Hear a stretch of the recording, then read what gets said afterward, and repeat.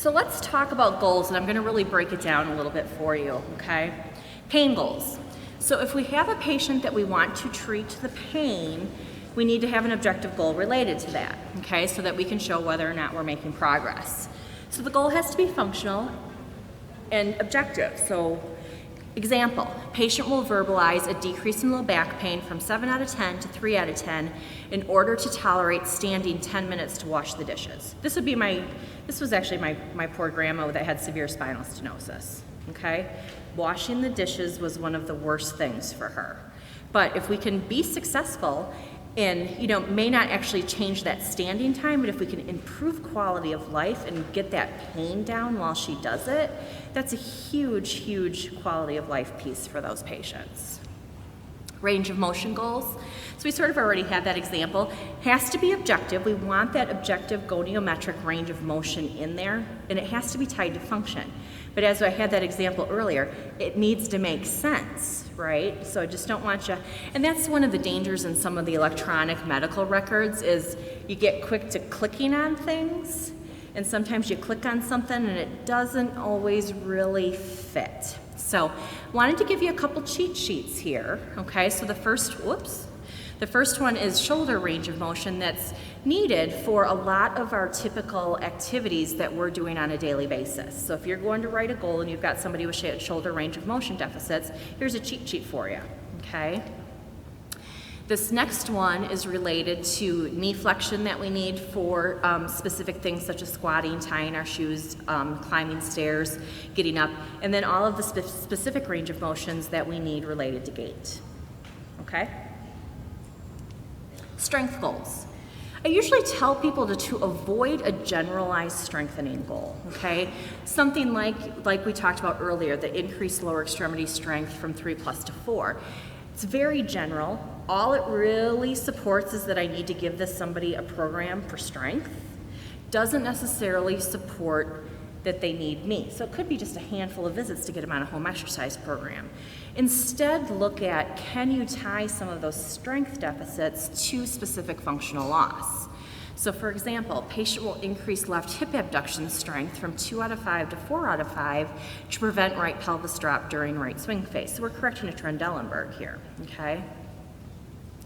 Patient will increase right shoulder flexion from 1 out of 5 to 3 out of 5 in order to don overhead shirt without need for hemiplegia compensatory techniques, okay? So really looking at what's the skill there. Coordination, we've got lots of options. Again, if you can go more standardized on the testing, that really helps.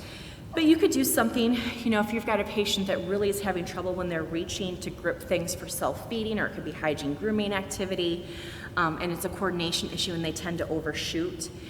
Patient will demonstrate no overshooting on finger-nose finger test on 7 out of 10 trials to improve retrieval of items during self-feeding. So I've got that 7 out of 10, so I'm really getting that objective information in there. Much better than when sometimes I'll see therapists write, patient will improve coordination to Fair Plus. Well, what does that really mean, and how is that improving their function? Okay. Patient will demonstrate accurate right foot placement during gait on 15 out of 20 steps in order to decrease risk of fall. Something as simple as putting a 9-hole peg goal for that patient, okay? That's as objective and standardized as you can get. Activity tolerance goals. So therapists really, really like to write activity tolerance goals. They're not my favorite thing. I think we can do a better job. What I will sometimes see is patient will improve activity tolerance to 30 minutes. Okay, but what does that mean? And how am I really assessing that other than based on time? So really, if you can do things to get a little bit more objective information, you can use things like the Borg scale or perceived exertion. Now, the original Borg scale, perceived exertion scale, went on a 20-point scale. That scale is very difficult for most patients to understand. They've got a modified version of it that goes from 0 to 10. It's much easier for patients to understand. But this is sometimes very significant for an OT when you're working on ADLs with somebody. Physically, they may be able to do the ADL session, but you've got to get the energy conservation in, and you're really trying to get them to the point that they can do it with a much lesser perceived exertion rate, okay? So something as simple as patient will verbalize an improved Borg scale score from 9 to 4 during an AM ADL session, okay? That's gonna really let the reviewer know how are they improving when it comes to activity tolerance and how is the patient feeling about it, okay? Patient will demonstrate improved 2-minute walk. So really, you know, this is huge.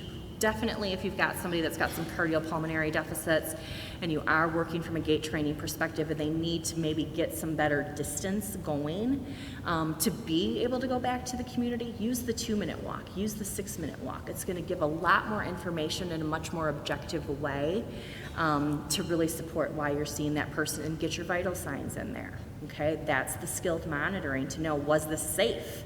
Was this a safe 2-minute walk? Was that distance safe? What happened with their vital signs? Why did I need to be doing that with the person versus just telling this patient, well, just go walk more in the hallway, okay? So gait goals. This is, again, an area that I think we are really getting a lot of scrutiny in PT when it comes to gait training, okay? And part of it is because again, we're just not bragging enough about what our hands are doing, what we're talking about, and what we're seeing with the patient, and we could do a better job. So what you want to remember is, we talked about a little bit in the local coverage determination. They're very specific that they're not going to cover therapy just to increase distance, okay, if that's all the person needs. Now, again, if they've got activity tolerance issues, you're treating the activity tolerance and the endurance, and that's okay. That's where you want to get that information in.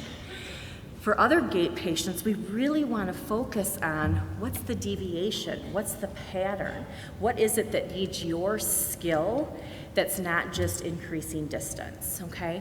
Why do they need min assist? Why do they need mod assist? What are you doing with that patient? Are you facilitating a weight shift? You know, all of those things. Progression to lesser level assistive devices. And I always caution people when you start to get to some of the, as they're improving and you're getting to those lower level of assist, unfortunately we're seeing insurance companies say, oh, they're contact guard assist, they don't need therapy anymore. Well, who's gonna walk around like this with them all day long? It's not really gonna happen. So that's where I think we can just do a little bit better job of talking about, well, why are they contact guard assist? What do I need to get in my goals to show them why they still need therapy? Is it a gait deviation, right? A gait deviation specific goal. Is it more of a balance issue? And I could do a standardized test, okay? The standardized test is gonna carry much more weight than just relying on a from contact guard assist to independent goal. All right. So you know, how long has it been since you looked at the gait cycle, right? And really remembered what all the range of motions were and what the muscle work was. So really the only thing I want, this is really just there for you guys for reference, because I always think it's good to have those reference materials again and remind ourselves what we're really working on. And the one thing I always like to remind people in this day and age of, if you're in a SNF or in a swing bed and the patient is tooling around in a wheelchair most of the day, or an outpatient if you are working with a high level of clientele that sits at a desk all day long. Do they have the 10 degrees of hip extension that they need to have a normal gait pattern? What is their iliopsoas length? Most of them are tight, okay? And it's an area that I see drastically neglected in treatment. And unless you treat it, you're not going to get anywhere with it. And remember, those tight hip flexors, what are they turning off on the other side? The biggest muscle we have, those glutes are not recruiting well anymore, okay? So very, very big, and we've seen all the research that's coming out about the health detriments that are happening because of sitting. It's actually pretty scary, as you guys have sat here all day, right? Which is not the norm for you, but for people that really are sitting, they're saying that that's more detrimental to health these days than smoking. So just think about your patients and how much they're there, and really think about that hip. Okay, muscle activity during gait. I mean, it's a lot of different muscles that are working, but if you'll see, a lot of them are working eccentrically, okay? So think about when you are going to train this person, you're really working on improving gait, especially in the swing beds, skilled nursing facilities, how you're really exercising that muscle group, okay? And a couple things I want to point out. I don't know many patients that have to sit and do this. Can you all see me? So I'm sitting in the chair and I'm doing this. How many of them need to work their hip flexors functionally up there? They don't. Okay? You'd be much better off doing hip flexion here. That's where they need to work it and function, okay? Hamstrings. A lot of people do the resistance here. How do hamstrings work in gait? It's not concentrically, it's eccentrically. So you need to train them eccentrically, not concentrically. Okay, gait goals. Just some examples, okay? Patient will ambulate 150 feet on level surface with rolling walker independently with adequate toe clearance. There's my pattern, okay? That's the skill. Patient will demonstrate less than or equal to 2 episodes of left knee buckling in a 100-foot walk with use of new left AFO. So I'm addressing the knee buckling pattern, and I'm addressing the fact that we've got a brand new AFO on this patient and they need to learn, okay? Patient will demonstrate normal hip flexion during right swing, during a 100-foot walk due to no need for compensation for decreased ankle dorsiflexion due to improved strength of the right ankle. Patient will progress from a wheeled walker to a cane and demonstrate independent ambulation over level surfaces 150 feet and up and down 2 steps in order to return to prior living situation. 6 vital sign, patient will increase speed on 10-meter walk to 0.8 meters per second to return to safe ambulation in the community. Patient, this is one of my favorite objective tests. Patient will demonstrate 4-square step test in 10 seconds to demonstrate increased safety with obstacle negotiation and allow independent ambulation in the SNF with a wheeled walker. Because how many of you can walk through the swing bed facility or the SNF and walk in a straight line down the hallway? Huh? Doesn't happen, right? You got medication carts, you got other residents, you're getting around wheelchairs. So we really need to make sure that our patients are safe with the obstacles, the side steps, the retro steps, the things that really, as we age, we start to lose. But we don't need to. It's something that we can definitely work on and make them safer and decrease that fall risk, okay? But you gotta make sure that you're addressing it. Therapeutic activity goals. So this is gonna be where we're focusing on the progression of level of assist, if we can decrease some of the need for compensatory techniques, or if they're gonna need a compensatory technique, that's the skill. It's that skilled instruction and maybe teaching them something they didn't know how to do. And remember, your skilled eye set, this is huge. You have the skilled eye set to look at the movement pattern and decide if it's normal or not, okay? A lot of it is about correcting the pattern. Think about your total knee replacement that goes to get out of the chair. The side of the total knee replacement, are they using that side normally? Okay? They may be doing it independently. They may have figured it out and they're getting up on their own, but if it's not a normal pattern yet, they still need you. Okay? Whether it's, they may not need you in an inpatient setting, but they still may need you in an outpatient. We want that normal pattern back. If you don't get the normal pattern back, you're just setting them up for other issues down the line. Okay? Therapeutic activity goals. Patient will move supine to sit independently with no use of side rails in order to participate in edge of bed activities. Very simple. Patient will progress sit to stand from requiring modification of arms in an elevated seat to no arms and normal seat height independently in order to complete sit to stand in the community. So remember that. Normal seat height out in the community is anywhere from 16 to 18 inches, okay? And a lot of times, we teach people all that safety stuff. I call it safety stuff. Oh no, Mrs. Jones, reach back. Oh no, push up from your chair. What happens when Mrs. Jones has to sit somewhere? There's nothing to push up from. That's where that lower extremity power comes in. Can they do a 5-time or 30-second chair stand when they're going back to the community? Okay? Now my aunt would kill me if she knew I tell this story when I present, but my aunt ended up with early onset arthritis because of cancer treatment. So she ended up having to have her first knee replacement when she was in her 50s. She just had her second knee done and did really, really well after the second one. First one, she had her acute care stay and did really well in the hospital, so they sent her straight home. Okay, again, she was only in her 50s. She's young having this done. Except she went home and she thought she had this all figured out about what she was going to do when she was going to go home. She wasn't going to go up to her second floor bedroom. She was going to stay on the first floor, and she was going to sit in that comfortable recliner. My aunt got stuck. She couldn't get out. Okay? Now remember, she's young. My uncle was there. My uncle's young, so my uncle was able to get her out of that chair. But what if they weren't only in their 50s and she truly had gotten stuck in that chair? You know, could have been a bigger issue than what it was.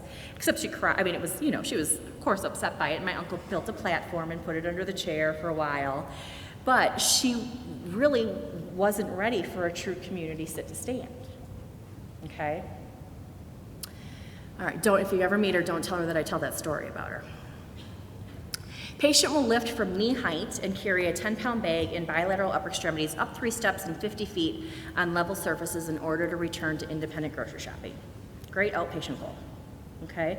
May not be something that you have to get to this point in an inpatient setting, but for your patient that really wants to get back to a true independent, to be able to lift and carry and do that type of situation, okay?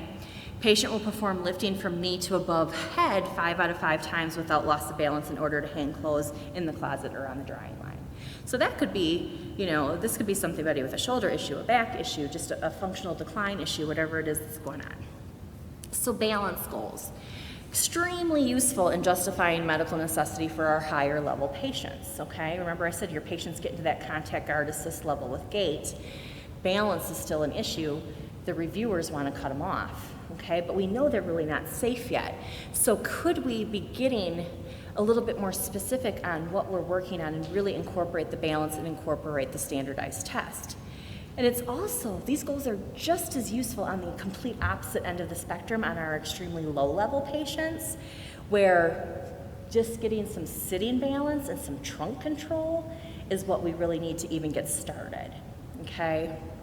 So again, use the objective tests when you can. They carry much more weight than depending on fair plus, good minus, okay? And there's a lot of very good objective tests out there. So a few goals here. Patient will increase ability to stand supported in the parallel bars to 60 seconds with facilitation of extension improved from having to do it every 5 seconds to every 20. So that's for your really low level patient, okay? This is the person that if I probably just wrote transfer goals and bed mobility goals and gait goals, I'm not gonna look like I'm making much progress, okay? But if I can break it down to something this task specific, I can show those small increments a little bit more. Patient will decrease risk of falls as evidenced by an increase in score to whatever on the objective test you choose. Holds a lot of weight and really helps us out. Patient will ambulate on level surfaces with head turns, with decrease from 4 to 1 episodes of loss of balance with independence with their front wheel walker on a 100-foot walk. So that's your patient that every time they turn to look to you to talk, you gotta grab them, okay? The head turn thing, several objective tests, several of the objective tests have head turns in it, so that's something else that's a great option for you to use. Self-care goals, OT. Focus on the progression of the level of assist. Focus on how you're changing positions. Think about that. Lots of times when you're first starting ADLs with your patient, you may be doing it in a supported sitting position, right? They've got the back support, they're really safe, but you want to get them back to what they normally do, so you move them to unsupported sitting. Then you're starting to do things in standing where maybe they're having to let go with one hand, to getting them back to more of their baseline where they can do things without having to hold on. So that just even that progression, you're taking them through much higher level activity, and you want to make sure that you're taking credit for that change when you're addressing how you're doing the ADLs. Focus on skilled instruction in adaptive equipment, or that you're actually decreasing the need for adaptive equipment. Okay. Patient will safely perform lower body bathing while sitting on the bench in the shower independently with use of a long-handled sponge in order to safely return to prior level of function. Patient will efficiently don and doff shoes and or slippers independently using long-handled shoehorn and elastic shoelaces in order to return home. Patient will brush comb-style hair independently. Toilet transfer. So all very, very simple, very specific. cognition, so speech therapy. So cognition, again, I always say for speech therapy, you guys have lots of really great tests. You do a really good job typically of giving us the percentages or giving us the successful trials and just really breaking it down into number, but what you also always want to make sure that you're doing is portraying how that's improving function, okay? So some examples here. Patient will demonstrate increased long-term memory during daily life tasks, 100% of opportunities. And you're going to put in there whether it was environmental modifications, training by caregivers, in order to facilitate ability to live in an environment with least amount of supervision assistance, okay? Patient will recall, so a recall goal, and you've got lots of different options there, different levels of what they're working on. So, daily events, new information, and with 3 elements, new information with 5 elements. So whatever it is that you're working on with 100% in order to promote independence. Patient will demonstrate adequate categorization and association skills, 100% of opportunities in order to facilitate decision-making skills, care, and needs. Communication. Again, you guys usually do a great job with the percentage and successful trials. So, patient will demonstrate auditory comprehension of lots of different options there and different levels of what we're working on for auditory comprehension. Is it biographical, environmental, simple, yes, no? Are you getting to more higher complex tasks? Again, the percentage of accuracy, whether you're using cues or no cues to improve receptive communication skills. Patient will produce automatic speech with 100% of attempts to increase ability to communicate basic wants and needs. Patient will increase use of breath support and control strategies to 100% accuracy during production of whatever level of simple short sentences to increase either its intelligibility, voice quality, or vocal intensity there. Swallow goals, we really tell people usually stay away from the oral motor exercise type goal. That's your intervention, okay? We want to know really though what's the true goal, okay? So if it's more of an oral phase issue with swallow, patient will exhibit minimal pocketing stasis as evidenced by a clear oral cavity, 100% of attempts while consuming whatever the consistency is, and liquid. Patient will increase oral motor control of swallow musculature to whatever to increase ability to safely swallow, again, textures and liquids, making sure that you're showing that. And then we've got the final goal there, which has to deal with the oral transit time. So again, nice and objective and nice and measurable there. Pharyngeal, looking at patient will demonstrate clear vocal quality post-swallow 100% of the time while consuming, again, getting your texture and your liquid. Patient will decrease throat clearing, coughing, and choking on 0% of intake attempts. And then we've got the esophageal, which, you're gonna need your instrumental there. Okay, goals can be very specific. Again, we don't wanna go so much the oral motor piece of exercise piece, but really talking about the swallow strategies that you're using with that person and how successful they are with utilization of the strategy. So there's multiple examples here of what you can do with them being able to show, just like we would in, maybe PT or OT, them, being able to carry over the energy conservation techniques for swallow. So often it is them being able to carry over that strategy. Okay, so we've done our eval. We have set our goals. We've done a great job with coming up with really what that plan of care is going to be. So this is when you get to the point where you're like, okay, how often do I need to see them? How long do I need to see them? And I need to let them know how much time I want with that patient when I go to treat them. Okay, what's that intensity? So who in the room has the magic formula for figuring all that out? Nobody? Because you could make a ton of money if somebody could figure that out. But nobody's figured it out yet. Okay, there really isn't a magic formula here. And unfortunately, when we go to the literature, there's not a lot of information there to help us out there either, okay? So really, it's, again, your inherent knowledge. It's I've treated a patient similar to this in the past. I've treated 5 patients similar to this in the past. This is what I know about the diagnosis. This is what I know about the complexities. Based on what I've treated before, this is what I think I need to do, clinical, okay? Clinically, this is how I think where we're gonna go with this patient. But let's look at a little bit of what's in the literature. Again, there is not a lot. There was a study about 10 years ago that looked at the relation between therapy intensity and outcomes in rehab, okay? In skilled nursing facilities. Reg Warren was one of the big researchers on this study. He's a speech therapist by background. He ended up writing this huge algorithm that is now, he sold, and a lot of the managed health companies and Navi Health use it, okay? So he's who you can get upset with when they're cutting your patient off at about 10 visits. But what was interesting is when you look at the actual study, the finding was that higher therapy intensity was associated with a shorter length of stay. And they found that in all 3 diagnostic categories that they looked at, stroke, ortho, and cardiopulmonary. Now remember, Medicare, OIG, everybody thinks we're providing 2 intensive therapy, right? So it's sort of interesting that this is what this study said was, no, if you went a little bit higher with the intensity, we actually got them better quicker, okay? So it's been very silent for 10 years. There has been not another study that really has looked at this. And lo and behold, you don't have these slides because the study just came out this month in the Physical Therapy Journal, okay? Title of the study was, does more therapy in skilled nursing facilities lead to better outcomes in patients with hip fractures? Anybody read this? Okay. So they basically did a retrospective look at MDS data from 2000 to 2009, okay? By the time they figured out their sample, it was close to 482,000 people that they looked at.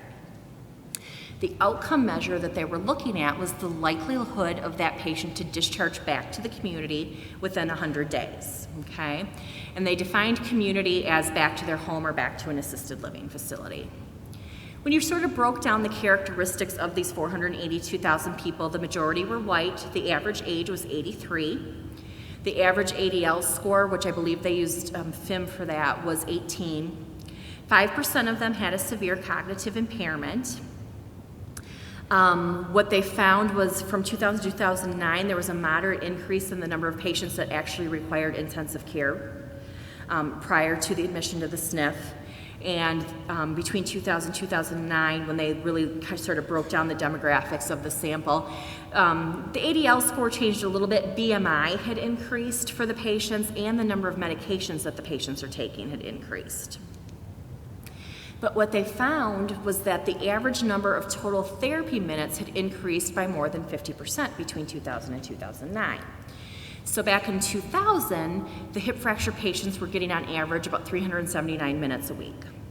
2009, it went up to 575 minutes per week. And then they broke down how PT and OT increased. Length of stay had steadily been increasing until about 2006, and it stayed very much the same since then. But this was significant. A significant finding was because of that increase in therapy, they were seeing a more successful rate in discharge back to the community, okay? So that 71 to 79% actually was considered a statistically significant finding, okay? So higher intensity of therapy, better discharge back to the community. Then what they did was they broke it down by RUG level, okay, as well. So they sort of looked at, well, if OT increased and PT increased, basically the overall finding is more therapy back to the community. But they stratified it by RUG level, and this was very interesting because in each of the RUG groups, what they found is that if you gave them another hour of therapy, again, we got them home at a higher rate, except when we got to the ultra high. So once you hit that 720, you hit the 720. Anything over the 720 didn't seem to really make much difference, okay? So that's very interesting, right? This is, again, it took us 10 years to get another study, and we need more like this to really understand what is the magic formula. We don't have the magic formula, okay? But at least, this was at least a positive light, and I wanted to add these slides. When I saw this, I was like, oh, I can't not talk about this, because thank God it was actually something that talked nicely about therapy for once. And sort of combats what Medicare and the OIG keep saying about us, that we're providing too intensive therapy. okay? So this is very interesting because now what I want to talk about very quickly is a study that was commissioned by inpatient rehab facilities, okay? And they commissioned the study and had the study done because MedPAC, who we're going to talk about in greater detail as we talk about payment reform, MedPAC has actually recommended that on several different diagnostic categories, the payment in an inpatient rehab facility needs to be decreased to match what we get paid in the SNF because we're treating similar patients, but they get paid a lot more, okay? Now, remember what I just said on the hip fractures, anything over 720 didn't seem to make a difference. How many minutes is the minimum you have to get for therapy when you're in an inpatient rehab setting? 900 minutes a week. But we're doing too much of ultra-high rug at 720. Doesn't really make sense, right? Medicare's telling them in an inpatient rehab facility, you have to do 900. Have to. If the patient can't tolerate 900, they shouldn't be there. Make sense? Doesn't make a bit of sense, does it? I tell Medicare that, it's okay. Okay, so because they don't want this site-neutral payment thing to happen, the IRF said, oh gosh, we need a study. So they put out this study where they looked at what they called clinically and demographically similar patients that were both in the IRF and the SNF. And that really is true, depending on what type of community you live in. I mean, at least up where I live in Milwaukee, Wisconsin, we're seeing the inpatient rehab beds closing down. I mean, that's been progressively happening for the last several years. So a lot of those patients that in the past would have gone to inpatient rehab, they go to the SNF for rehab. That's where they're rehabbing. So we do know that that does happen in the community. Sometimes where they go is just based on what type of setting is available. So what they said when they compared, and again, this was the IRFs that paid for the study, they said that their IRF patients returned home from their initial stay 2 weeks earlier. Okay, well maybe because they get 900 minutes of therapy a week. But we're told not to do 720. But remember what I said, if your patient needs it, you do it. You just got to support it, okay? And that their patients remained home longer, and that apparently they stayed alive 2 months longer. I think that whole mortality thing's a little bit strange, but that was the big finding, okay? So again, this was really to combat this whole concept of what's being looked at as a possible site-neutral payment.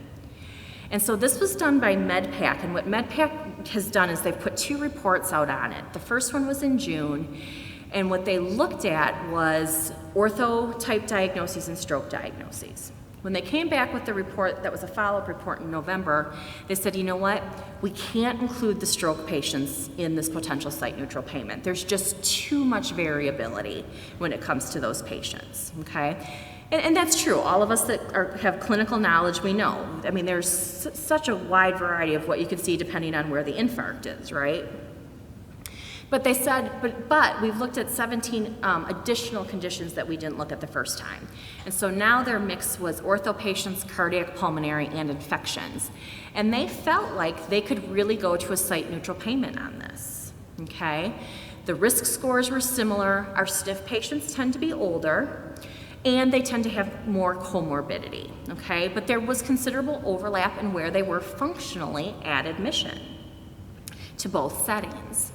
So what they've basically said is we want to take that IRF-based payment rate for those types of patients down to what a SNF gets paid, okay? IRFs would still have the ability to get some add-on payments, but they said if we would do this, we need to let the IRF have some relief on the therapy intensity, so they'd let them drop down on that. And remember, one of the other things from an IRF perspective is that there has to be the need for a physician involvement, and that's a big piece of what's happening in the IRF. So they said if they would do this, it could result in $497 million in savings to the Medicare program. Don't know where it's headed. It is, out on the table, okay? So those are just I wanted to sort of give you some food for thought for when you are looking at, okay, what is the right frequency for my patient? What is the duration? What is the intensity? The big message that I always give people is you want to make sure it's individualized. recognized, okay? Again, a lot of it is using your clinical knowledge that, oh, I've treated somebody similar to this, I've treated several people similar to this is about how many weeks I needed with them.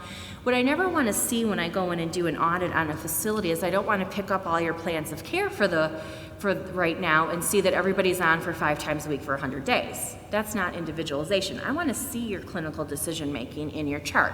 Tell me this is a 4-week patient. Tell me this is a 6-week patient. Tell me this is a 12-week patient.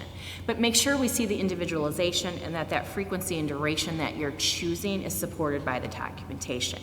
And again, when looking at intensity, there is no magic formula. You want to do the right thing by your patient, though. If this is a person that you're trying to get back to the community and you know that going higher intensity is going to get them there faster, then that's okay.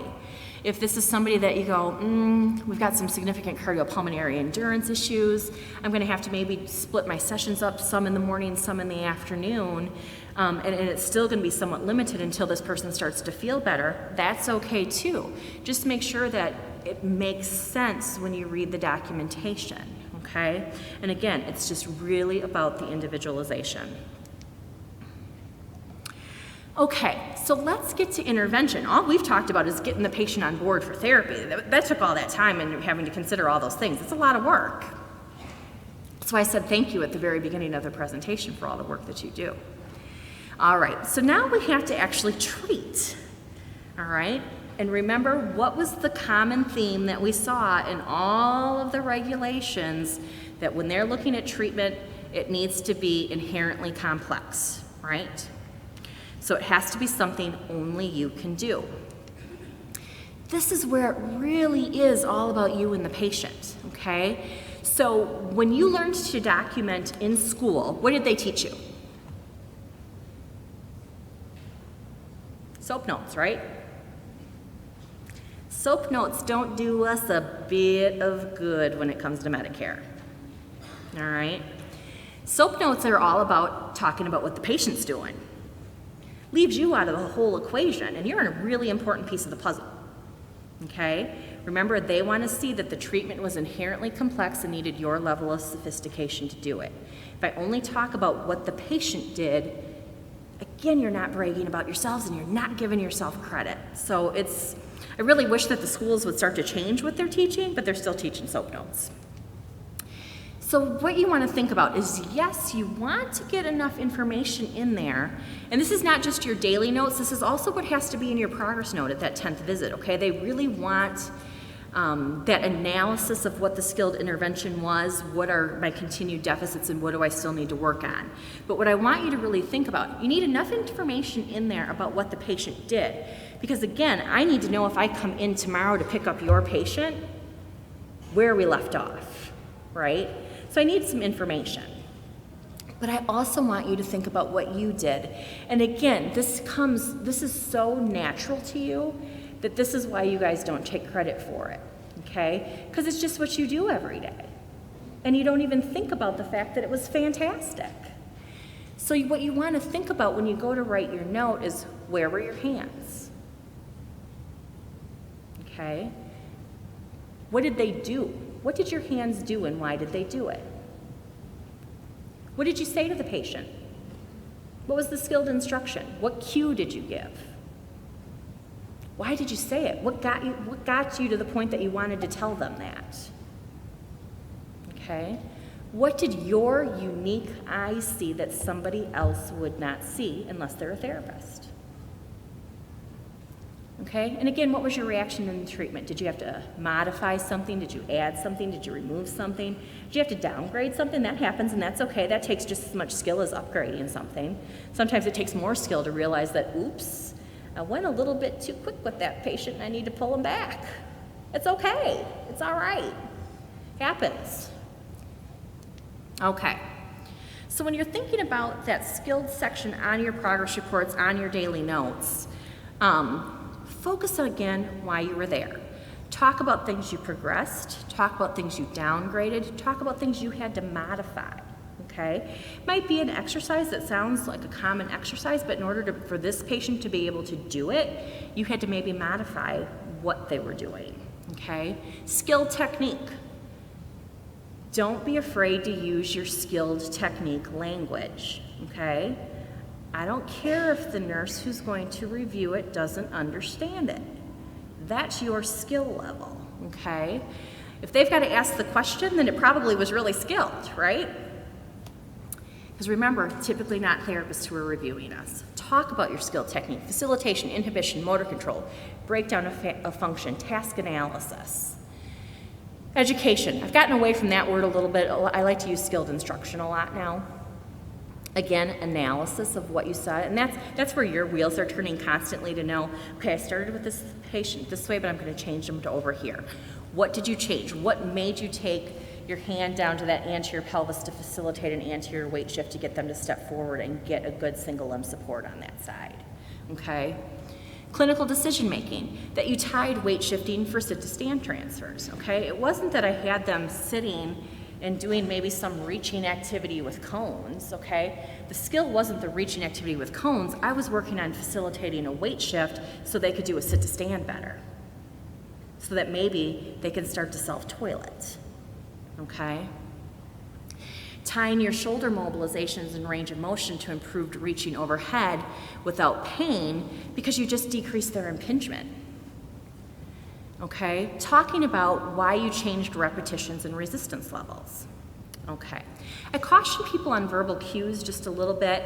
Again, the reviewers, just like they're getting hung up on the contact guard assist thing, I feel like they get hung up on verbal cues a little bit. And remember what I said, what came out of your mouth and why did it come out of your mouth?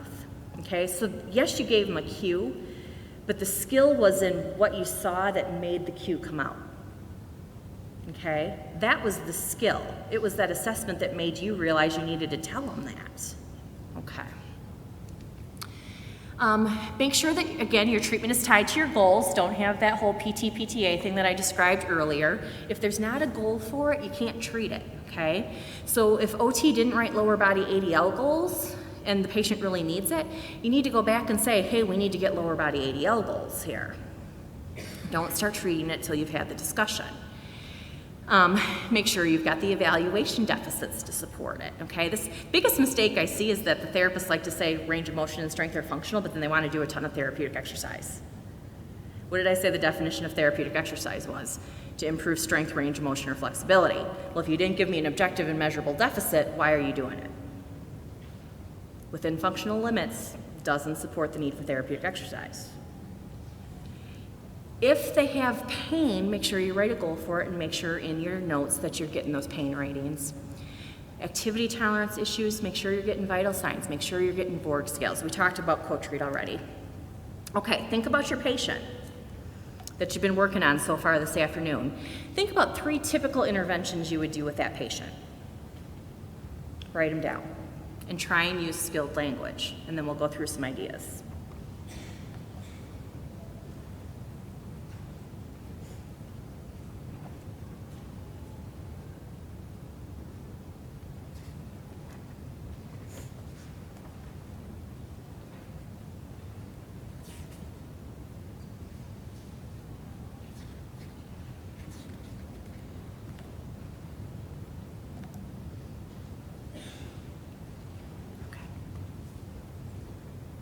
All right, you ready? I'm going to give you some of my thoughts.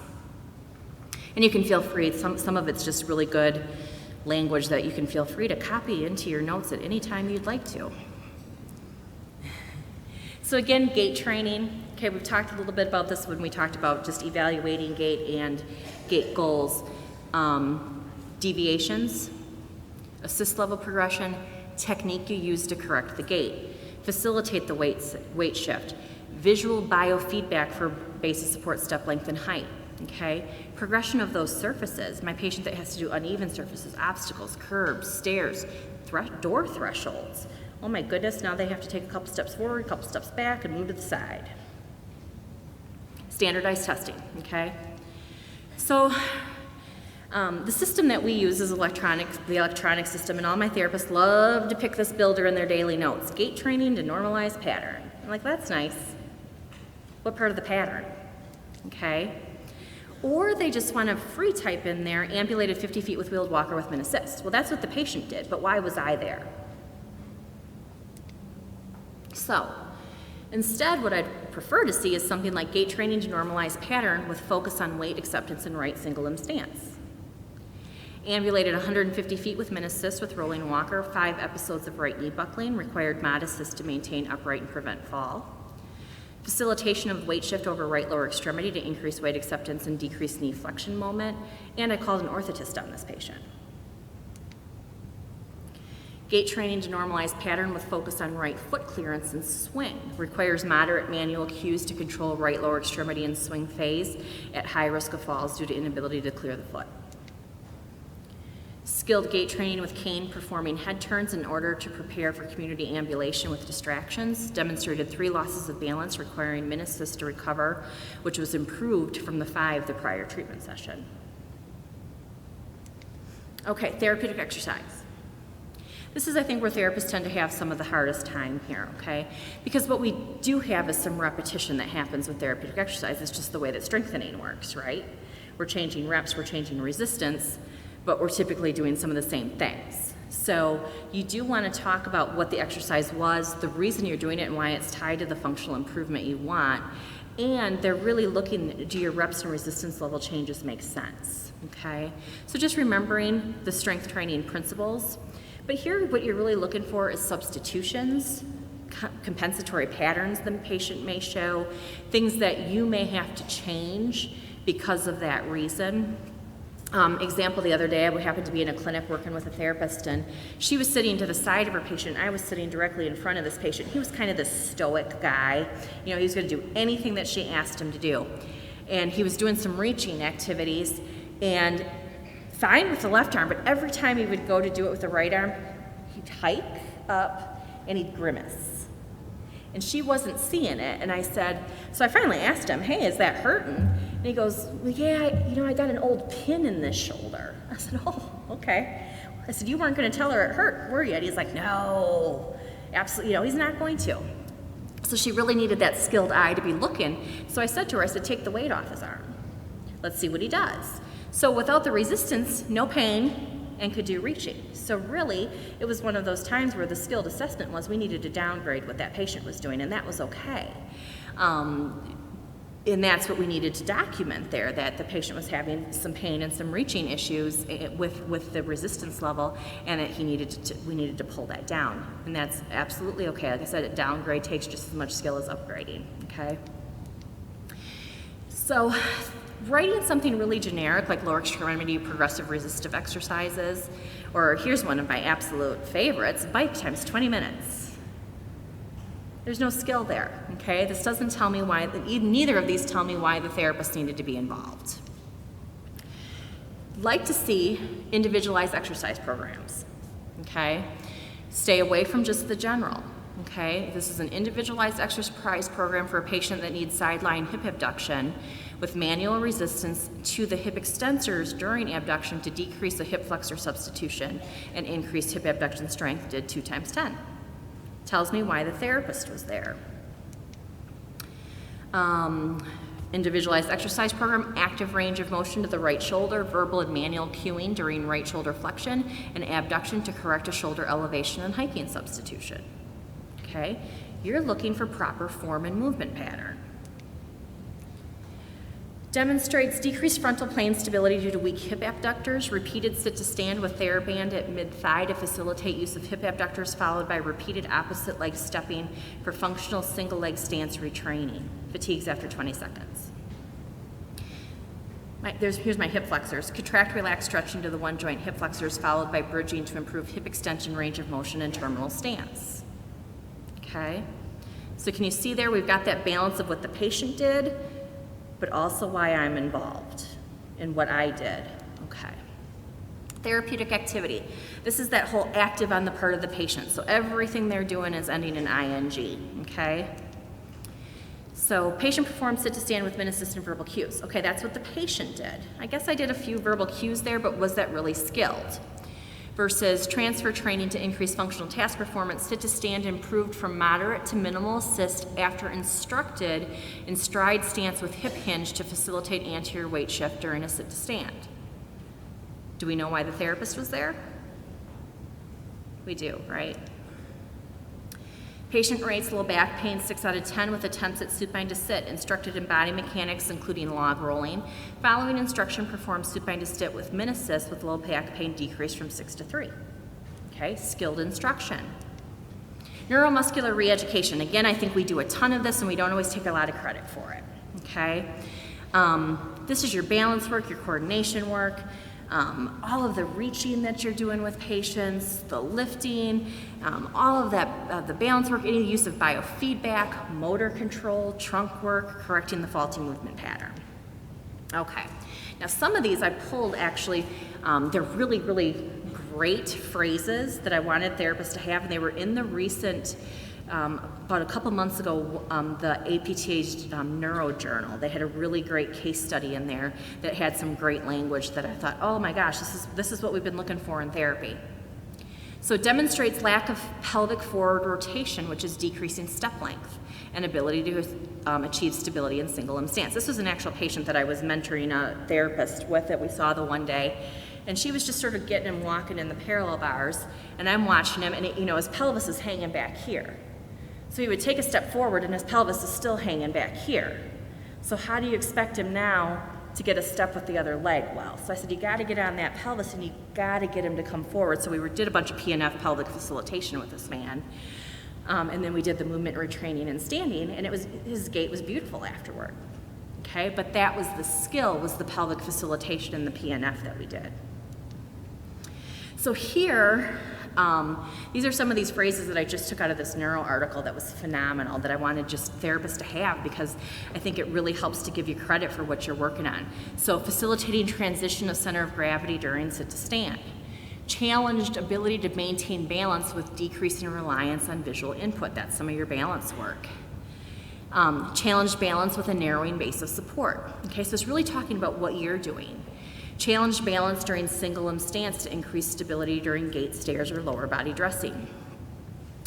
Progress to foam balance challenge to decrease reliance on somatosensory input, okay? That's what you're doing with the patient. You're challenging them. Challenge with dynamic reaching activity. And this is actually one of my favorites because very often I see therapists say, we did balance work with throwing today. We did balance work with catching. We did balance work with kicking. But this was skill. I was like, oh my gosh, look at this skilled language. I did not write this, but I like it, so I'm giving it to you when I found it. Facilitated alternating anticipatory and reactive postural adjustments with a dynamic center of gravity and/or base of support during whatever activity. That doesn't get much more skilled than that, right? Okay. Challenge base of support center of gravity with diversion of cognition or additional physical tasks. That's the whole dual tasking that we're seeing with some of the different motor learning where they're saying challenge that physical task with giving somebody, serial sevens or that type of thing, and the dual tasking helps to carry things over. All right, for the sake of time, how are we doing? Okay. I'm not going to read every single one of these because you guys can read through. Essentially on the left is the not so great version, on the right is the good version. Okay, let's see. Upper extremity cycle for 20 minutes. Yeah, don't like it, okay? Doesn't tell me why it was skilled. But what if this patient was a CVA and they had neglect? And I really am working on reciprocal motion because I'm trying to get that neglect side to work a little bit more, right? So I can put them on some of the bikes and things that we have that we get that biofeedback that tells me how much that arm is working. So I can do reciprocal arm activity with use of biofeedback with a goal of symmetrical upper extremity use and document how much use there is. It sounds much better than saying I just stuck them on the bike for 20 minutes, right? I did have a reason for doing it, and it really was because of the neglect. Same thing for your cervical outpatient, okay? Cervical outpatient. Think about that person. We already talked about the tight hip flexors for the people that are sitting in the chair. You know what I'm talking about. We got a little bit of kyphosis, we got the rounded shoulder, we got the forward head, right? We're in a complete upper cross syndrome. And we're working on cervical stability, okay? So my first thing is always to get that person into a neutral spine, get them into that good position, but they have to learn how to maintain that good position and actually move through life, okay? So sometimes I do use an upper extremity cycle for that, or I may put them on the pulleys to do PNF D1, D2 patterns, okay? But rather than just saying that, talk about why you did it. So I'm really superimposing motion on stabilization, okay? And how long can they do it before they fatigue out of that position? They're typically going to fatigue pretty quick early on, but that's what we're really working on, okay? Same thing with our lumbar stabilization, okay? We're working on a neutral spine. Maybe this person did really great with short lever arm when we started to add some leg activity to it, and so we thought maybe we can get them to a little bit better, longer lever arm, and turns out that they couldn't maintain neutral. My skill is when I'm really assessing that patient's ability to maintain that neutral spine and teaching them some of those synergy patterns of what we need to do to get that transverse abdominis to kick in. So we can use breathing patterns, we can use pelvic floor patterns, a lot that we can be teaching that person. Okay, self-care. So performed grooming hygiene with Mod Assist. That just tells me what the patient did, okay? Here's what I may be doing as a therapist. I might be doing skilled instruction in adaptive equipment for lower body dressing while following posterior hip precautions. Talk about then how successful they are or not so successful. Progress from independent bathing at sink and supported. Now I'm challenging them and moving them to the tub bench, which is what they're gonna do at home, okay? So it was a progression. Moving from doing hygiene grooming activity in sitting, maybe now we're doing it in standing, and it's a whole new challenge to that balance when now we've got a patient that's having to reach up and above and behind the head, okay? Cognition, spaced retrieval therapy used to retrain safety awareness related to sit-to-stand transfers with correct sequencing of steps independently recalled after intervals set at 15 seconds and 30 seconds, but could not do it when we did the 1-minute interval. Okay. Patient participated in budgeting tasks in preparation for return to home environment. Check balancing review was completed with success on 8 out of 10 trials. Had issues when we got into the numerical tasks at 100. So is that all kind of making sense there? Swallow. So what we're really looking at for swallow, again, it's not all about the oral motor exercise. That's your, some of your intervention, but we really want to not just focus on how well the patient's doing with that, but what was skilled instruction to maybe the patient and the caregiver about some of the strategies and the techniques they need to use. Any instruction or change we had to do to body and head positioning to influence a safe swallow. The assessment that we did about the amount of intake is safe per swallow or what the appropriate diet, texture, and viscosity is going to be. What are some of the things we're doing to facilitate the swallow? Any additional things we're doing with eating and feeding devices, facilitation of normal tone or oral facilitation, laryngeal elevation training, compensatory swallow techniques, oral sensitivity training, and then techniques to reduce shortness of breath of fatigue during the duration of the meal. Okay, so that brings us to outcomes. So really just quick here, outcomes really are what we're striving to get to in the therapy world. And I know for MidSouth Rehab, you guys have started using the CARE tool, which is phenomenal because that really is the direction that things are going in post-acute care. In outpatient, we still have a ways to go, and one of the biggest issues from an outpatient perspective is there are so many tools to choose from. And so it's very hard because we have such a wide variety of patients of trying to decide, well, what's the best tool? Okay, and we know that from all the G-code functional limitation reporting we've been doing for the last 2.5 years. Essentially they've done nothing with that data because guess what? We didn't have a standardized test. It's not standardized data, so it's really not very meaningful data because they're not going to be able to gather much information from it. I could have done the Berg, you could have done the Tinetti, we could have come up with very different functional impairment scales. And it could be a patient that's exactly the same. Okay?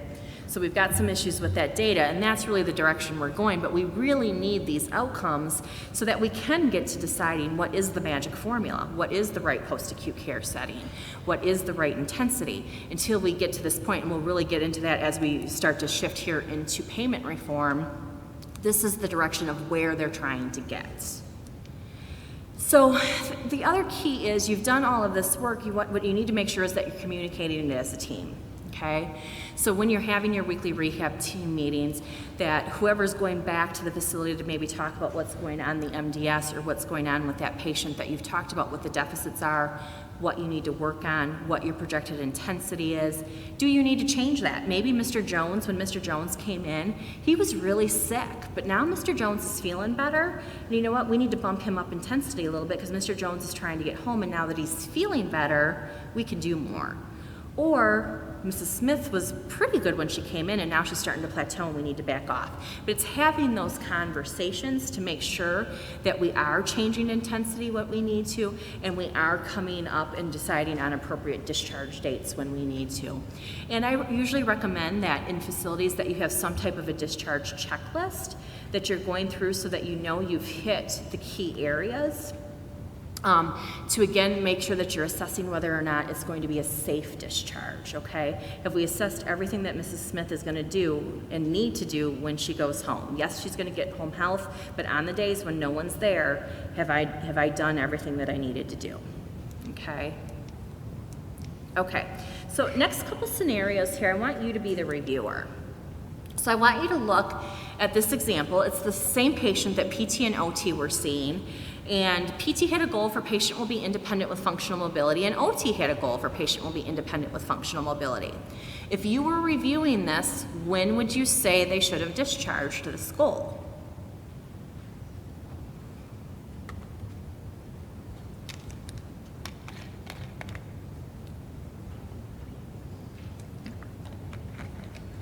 Anybody? Progress note 3, right? We hit independent. PT didn't hit independent, but that doesn't make any sense. OT is independent. So that's the big issue there. You'd want to always make sure you're not duplicating services, okay? And sometimes we do both need to address bed mobility, but we need to address bed mobility for different reasons. But when it's written like this, a reviewer is going to look at it and they're going to take the point at when the patient became independent, okay? So instead, and you guys have all these scenarios in your book, instead what I can do is I can write these very differently, okay? So that I'm not duplicating. PT could have been working on supine to from sit. OT could have been working on rolling to be able to pull pants up over their hips in bed, hook lying to be able to use the bedpan, and bridging to be able to use the bedpan. Okay, we're still both doing some bed mobility activity, but again, it's for very different functional outcomes. Okay, so when I look at this, PT doesn't hit independent until progress note 5, and OT as well is still working on it and getting there. So makes a big difference when I am not having that duplication. So that's something I always warn people about because it can unfortunately come back to bite you a little bit. Okay, example number 2. So we've got this patient here that prior level of function for gait was max assist, sit to stand prior level of function is mod assist, pivot sit to stand is mod assist, and supine to from sit prior level of function is min assist. When is this person at their prior level of function? When should we have discharged? This is a real scenario, just by the way.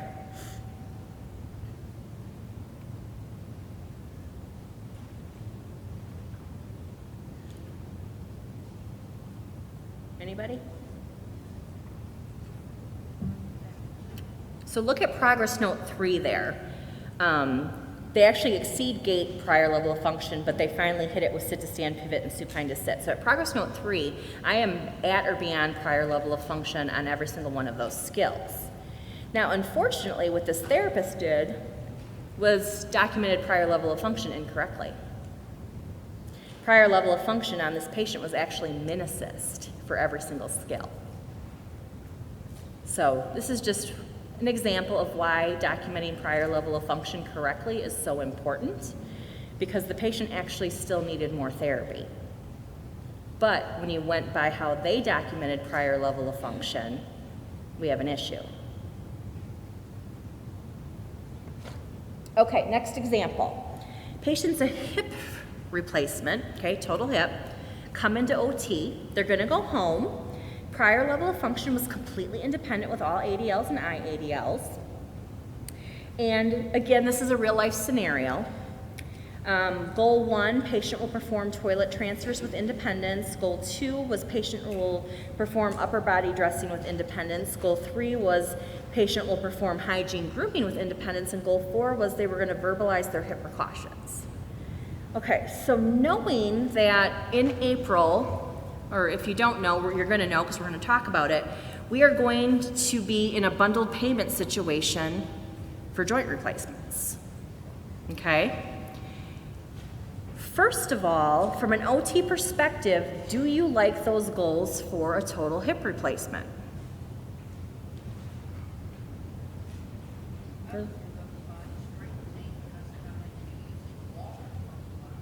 Okay.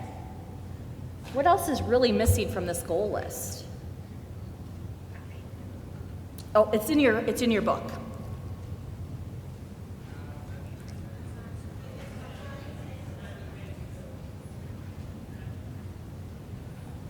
Got it? They have no lower body ADL goals. It's a hip replacement. So in the world of managed care and bundled joint replacements, this is not going to be the OT that a hospital is going to want to partner with. Okay? They're going to be looking at how fast are you getting that person working with their adaptive equipment and teaching them what they need to do from a hip replacement standpoint. Okay? I'm just being blunt about it. This is the way payment reform is going. Now, it really became an issue because this is again a real life scenario, and I went back to the OT and I said, well, why aren't you doing lower body ADLs? And she told me because she didn't have adaptive equipment. I said, what do you mean? Well, then let's get some order, you know. So unfortunately, we had to help her be happier somewhere else, but she needed to be more successful somewhere in a different location, not for us. But the really significant issue here that there are really no lower body ADLs, and that's probably where the main focus with this patient needs to be. Okay. So as you go on to the next page, you're going to see example 3A, where we look at a much more comprehensive list of goals for this patient, okay? Where we added in lower body dressing, lower body bathing. And that still may not be everything that that person needs to do to go home and go home safely. You know, there's a lot more to it as far as what is their tub shower situation.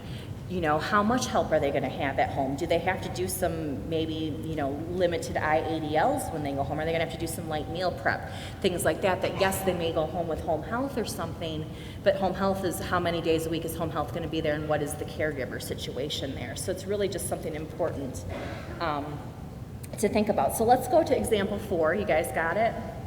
So same patient with a hip replacement. PT had goals for sit to stand independently, pivot independently, and ambulate unlimited distance with a rolling walker, okay? When did they hit it? At what progress note number? They're not in your book?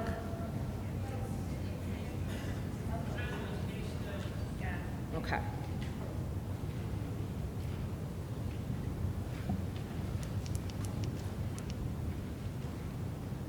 What do you think? What progress note were they? Had progress note 6, right? So again, real life scenarios. So what if I told you that the therapist started working on uneven surfaces with a cane, curbs? Do I have an issue? I've got an issue, right? Because they're working outside their plan of care. And they can't take credit for it, okay? So very different scenario than if I turn the page and I add those higher level goals. Okay, so you want to make sure that your plan of care is really looking at what you're doing with that patient. So again, you're taking credit for it, okay? Okay. Last example here, example number 5. Back to my OT hip patient where I've got just the goals for upper body dressing, hygiene, grooming, toilet transfers, okay? Patient goes home and dislocates her hip. Not a true life scenario, I'm making it up, don't worry. But it could happen, right? Actually, that happened to my cousin's grandmother. Day after her discharge from subacute, she dislocated sitting on a toilet that was too low at my cousin's wedding reception. So it wasn't good. But so looking at this patient, toilet transfers, upper body dressing, hygiene, grooming, hip precautions, okay? Patient goes home and dislocates. Looking at that, did I address everything that I should have to make sure that she wasn't going to dislocate? Probably not with the way that it was written, okay? Remember, I had no lower body ADLs here, okay? If it was something that they did start to address, they certainly didn't get it into the documentation, okay? And potential issue there with, again, potential litigation there, that if you had to go back and use this as your documentation to support what you did how many years later in a deposition, it's probably not going to be a good situation, okay? All right, so that's documentation. So let's talk about final module. We are in the home stretch, you guys. We are in the last hour, and we're going to talk about where the payment models are going, okay? And we're looking at reform on both the Part B side and post-acute care as a whole. And there's a lot going on, okay? This is something that you really just want to have on your radar and understand that therapy is going to be impacted by probably every single piece of it, okay? So right now when you look at healthcare reform, there's a triple aim. They're looking at wanting to improve health care, and cost containment. That's the triple aim of healthcare reform. So we've definitely felt it over the last several years with things that they have already started to do, even though we're not even to complete alternative payment models yet. So let's just review where we've been so we can talk about where we're going. In 2011 was when we took the first MPPR cut in Part B therapy. MPPR stands for Multiple Procedure Payment Reduction, okay? And what that meant for us in therapy on the outpatient Part B side of things was that if you build multiple CPT codes, so multiple units in a treatment, your first unit that had the highest practice expense got paid in full. Every other unit you build that day, they cut 25% from the practice expense of that fee schedule amount. What that netted to was that on average, treatments really were being paid at about a 7 to 9% reduction. Okay, it's a significant cut. Significant cut, especially for private practice owners that do a lot of Medicare. At the same time in 2011, on the PPS side of things, so your swing beds and your SNFs, was when MDS 3.0 hit, and we really, it was some dramatic changes with how they defined therapy, how they defined the modalities, what amount of time counted towards rugs or not. And what we saw happened was that in a lot of situations, therapy providers had to actually increase labor to still maintain those same rug levels. Okay. In 2012, on the Part A side, they made some more changes related to MDS 3.0 with COT, EOT, and group that essentially, again, was labor cost to still meet those requirements.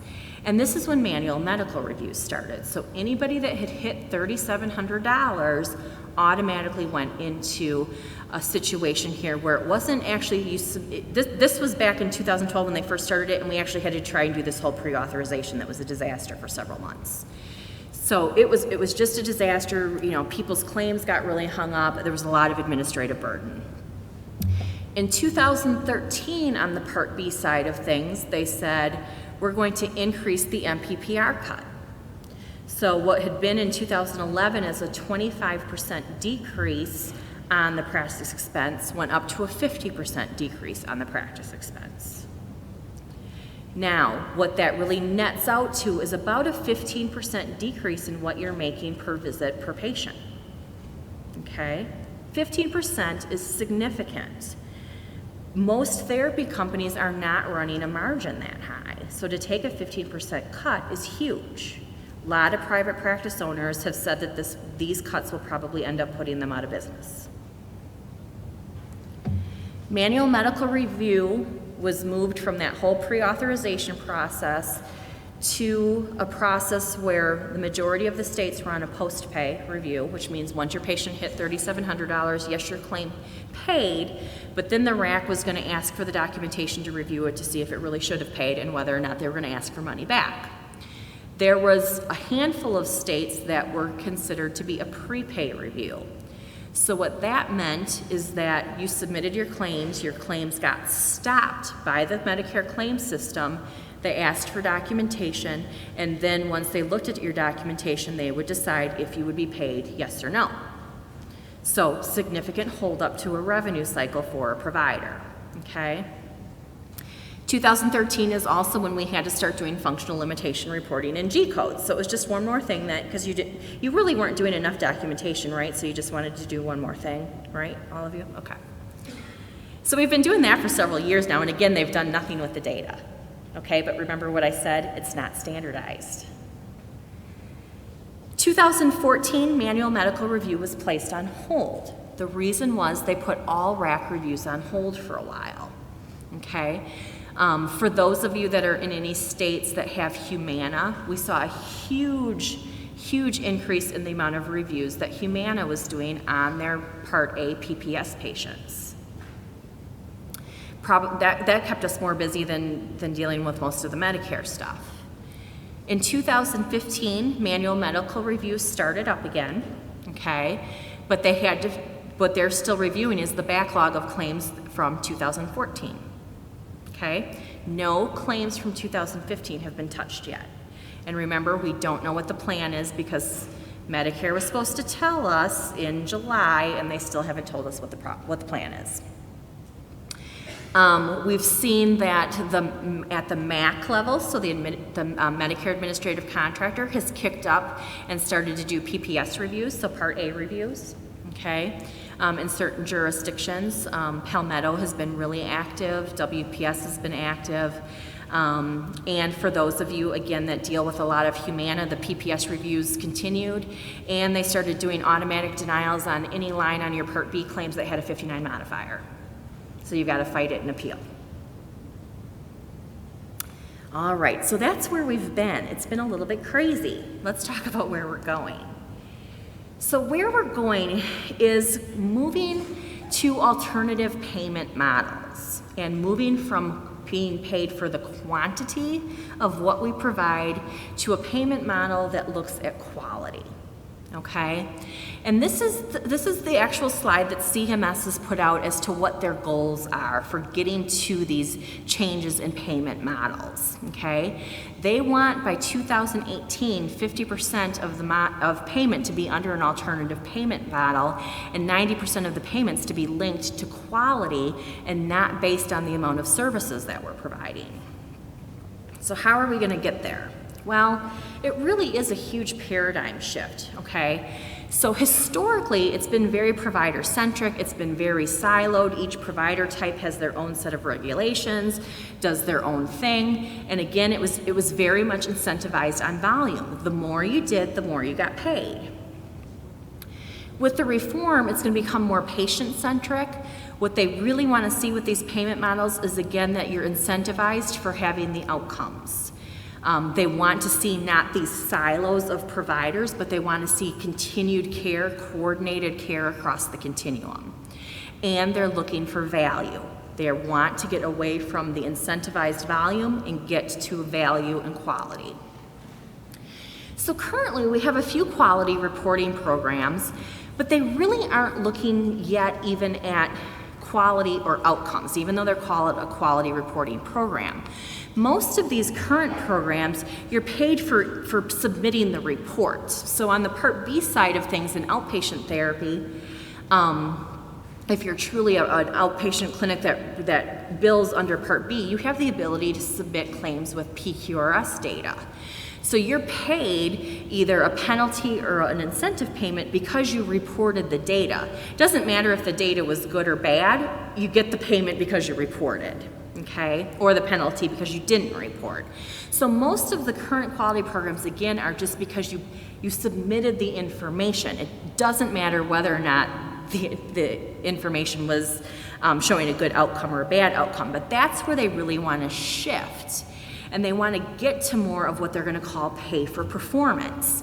And we're going to get into a lot of detail here in this last segment. We're going to talk about the Impact Act, because that's really what is going to get us to the quality piece on the post-acute care side of things.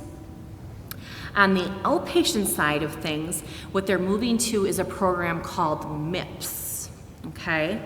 So they're going to get rid of PQRS and some of the other programs, and they're combining it all into what's called MIPS. And we want to pay attention so we're going to talk about Part B now here for a little bit, okay? We want to pay attention. Remember we talked earlier today about MACRA and some of the things that did for the manual medical review.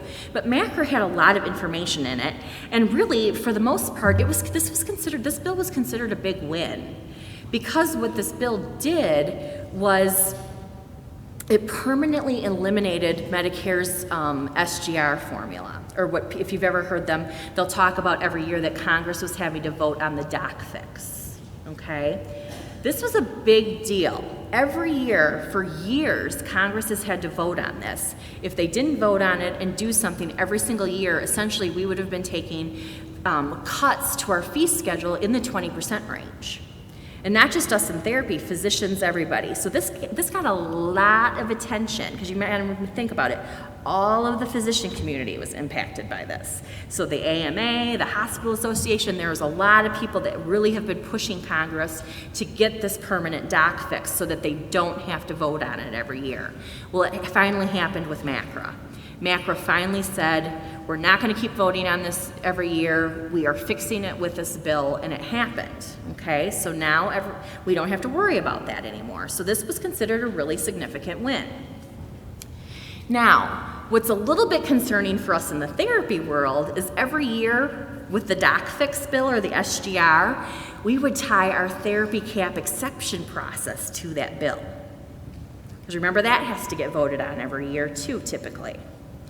So we would have this bill that had this important information that the Hospital Association, the AMA, everybody was concerned about, and we would sneak our therapy cap piece into it, okay? With MACRA, finally, they at least went beyond just giving us the 1-year exceptions process, and we currently are under an exceptions process until December 31st of 2017. So again, can be considered a win, and actually they tried to hook an amendment onto this bill, and that would permanently repeal the therapy cap, so we wouldn't have to worry about it for every year, and we missed it by 2 votes in Congress. But really, if the amendment had passed, it would have had to go back to the other part of it would have created a little bit of an issue, and Congress was under a really significant deadline to get this bill fixed, to get it passed. So we know we're good for the exceptions process for the therapy cap till December 31st of 2017. What everybody is on the lookout now for is what is the next big bill that's going to hit Congress, though, that we can try and get a tie-in to our therapy cap exception process, so we know it's going to be on a bill that's strong enough to try and get it through. Okay, we want the permanent repeal. If we can't get the permanent repeal, then we need a good bill that gets hooked to every single year after 2017. Okay. So what MACRA also did was define some Medicare reimbursements and what was going to happen with the fee schedule. And so starting July 1st, 2015 through 2019, we're supposed to get a 0.5% increase annually to our fee schedule amount. We did not get that increase for 2016, okay? We were supposed to, but Congress passed the ABLE Act. In the ABLE Act, they basically said Medicare needed to address some misvalued codes, and if Medicare did not address the misvalued codes, then it would be a basic percentage across the board cut to the fee schedule. So that cut happened, and it basically negated the increase that we were supposed to get. So there was no payment raise from Medicare this year for us on the fee schedule for Part B, and actually we took just a tiny little bit of a decrease, okay? So then you can see for MACRA, from 2020 to 2025, we are not going to get a payment raise. 0% payment raise for Part B, okay? What they want to do is use that no payment raise to incentivize providers to participate in one of the new payment models. They're going to say that's how you're going to get your incentive payment. You've got to go into one of the new payment models, okay? And that's where they really define in here how they're going to move to what they're calling the Medicare Incentive Program Payment, which is everybody's calling MIPS. Okay, so here's the issue. Remember I said that's 2020 to 2025. Currently, with the way they have defined MIPS, guess who's not included as a potential provider? All of you in the room, okay? So, we don't know yet really where therapy stands. Right now, we are not in the list of providers that can get the incentive payment. And remember, that's the only way we're going to get a payment raise is if we can get ourselves into MIPS. Okay? So this is something that everybody's looking at very carefully. It does say that starting in 2019, that the secretary, that they've got the authority to add other provider types into it, but you wouldn't see that incentive payment hit until 2021. Okay, there's always this 2-year delay. So we really need to work to try and get therapy to be able to participate in MIPS so that we can get that incentive payment. And I say incentive payment because that's what we want. If you actually don't do well under it, you're going to get a penalty. Okay, but we at least want, you know, what they're looking at is how do we get into this, because otherwise we don't have an option for either direction. Okay, and that again is on the true Part B side of things. When we provide Part B therapy in a post-acute care setting, we never have been able to participate in this or even the current PQRS system because there's nowhere on our claim form to be able to report that information. The other thing that we want to pay attention to here is how, if they do let us into the program, okay, if they do allow therapy to get into the MIPS program, what is it that, or how, you know, again, it's going to be pay for performance, so how do we want them to judge that? What do we want our outcome quality measure to be? And so that's something that people are really paying attention to, and the stakeholders for therapy are really looking at, because we'd like to get ahead of that and sort of help CMS to understand what a good quality measure would be from a therapy perspective, okay? Okay. So as you recall, we already talked about this today, the manual medical review process. They have not touched 2015 claims. We should have known last year what was going on and how they were, you know, really going to implement this, and we still don't know. There is a meeting this month with CMS. Don't know if we'll really know what the answer is, okay? But what you want to remember is administrative burden as providers. We still have a year's worth of claims that they haven't touched, that they may go back and grab, okay? For 2016, we still do have the cap in place, so remember, PT and speech, we have to share our bucket of money. OT gets their own bucket of money, okay? And the cap amount is $1,960. We do have the exceptions process, okay? That means we can go over the cap amount if it's medically necessary care, all right? Okay, so let's talk about what's happening with our CPT codes. There has been a lot of work around the, if you can kind of recall, speech therapy made some big changes to their CPT codes a couple years ago. They got rid of the eval code 92506 and replaced it with 4 different evaluation codes, okay? So speech has already done all their work and gotten it implemented. PT and OT have been working on looking at several different things, okay? And this is a process. It's not that we can just say, oh, we want to change the code. It's a huge process that has to go through, and it goes through the AMA CPT board. And they essentially have representatives from each of the stakeholders, and they form work groups. It is a very confidential process, okay? Extremely confidential process.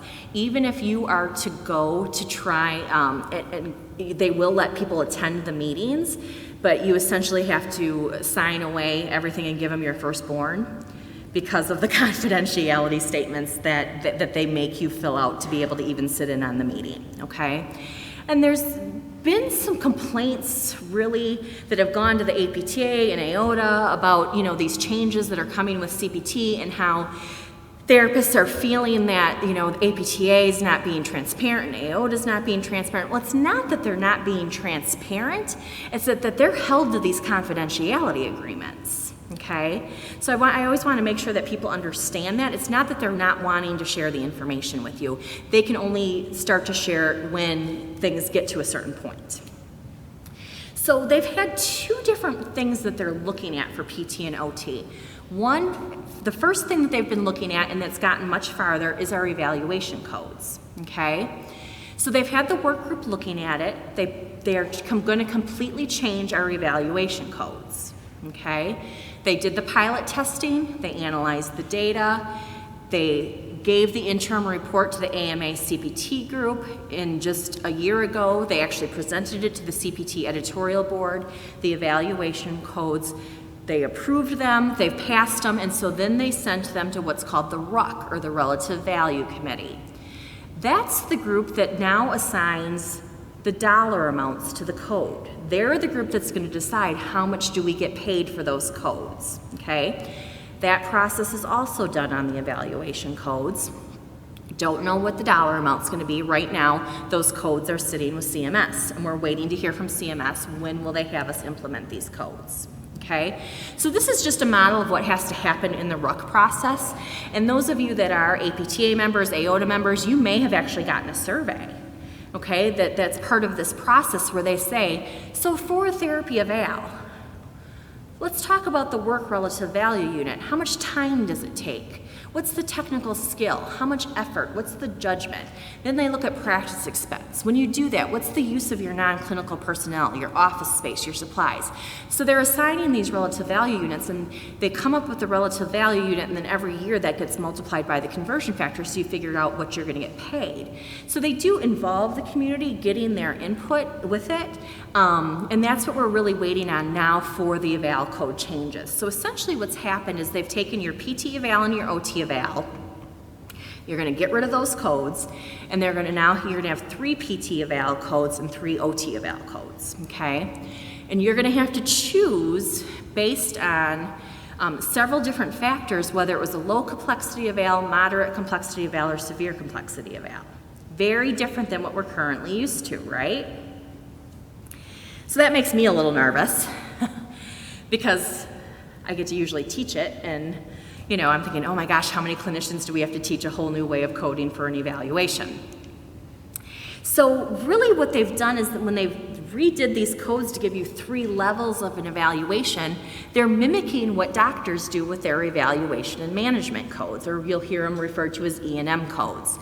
Physicians have 5 levels, okay? I get a little nervous because when I worked on the government contractor side of things, physicians have had these codes for years and years and years, and they still don't know how to use them correctly. And we would find major error rates. And this is actually just something that was out from the OIG website the last time they looked at physician E&M coding for 2010.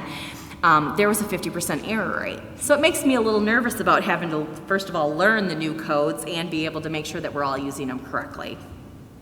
But again, we're waiting on CMS to really let us know when they are going to implement those codes.